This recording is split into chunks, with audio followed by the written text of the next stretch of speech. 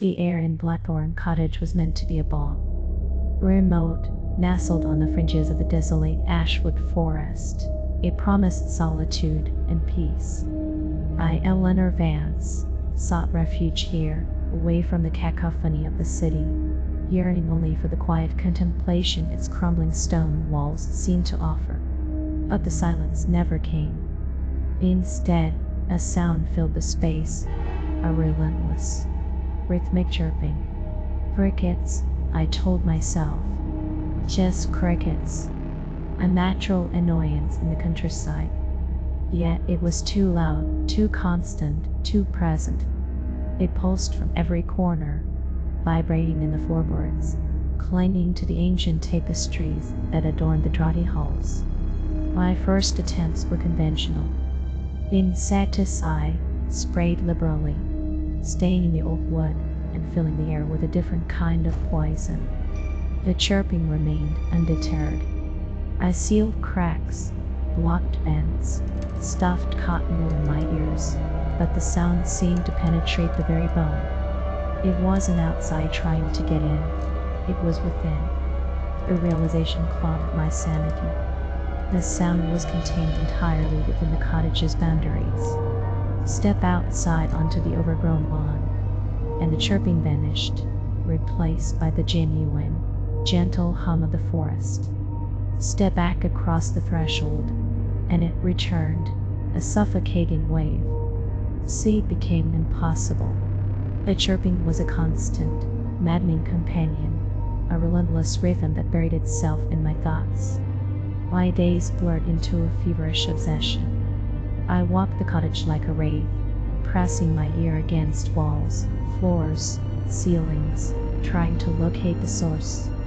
It was everywhere, yet nowhere specific, until I noticed a subtle difference in the sound when I stood by the large fireplace in the main sitting room. It seemed denser there, more focused. The wall beside it felt unnaturally solid, unlike the uneven plaster elsewhere. There was a seam, almost invisible, where new stone had been mortared into older work.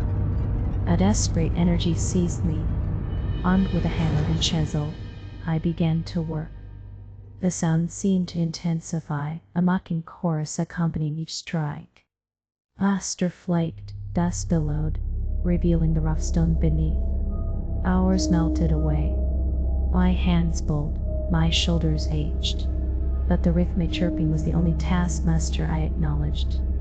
Finally, the chisel broke through, not into another room or open space, but into a cavity, small and narrow, hidden within the thick wall, a pocket of absolute darkness.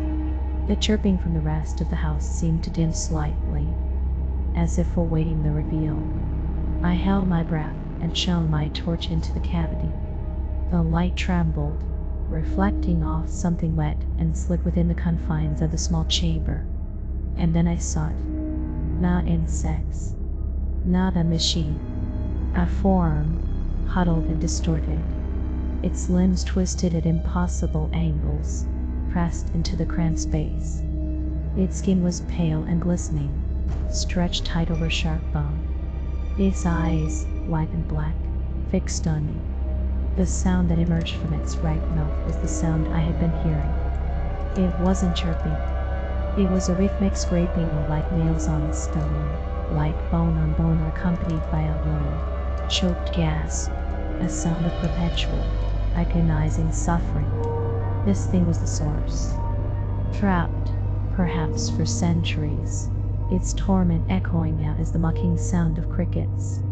As I stared into the cavity, the rhythmic scraping intensified, no longer a distant drone, but a raw, hideous sound filling the space between us.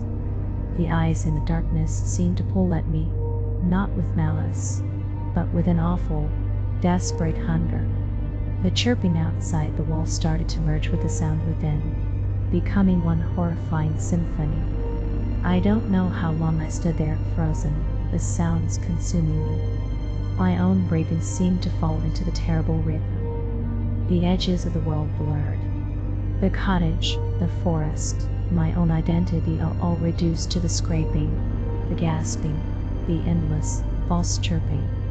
I felt myself leaning closer, drawn by the terrible intimacy of the suffering.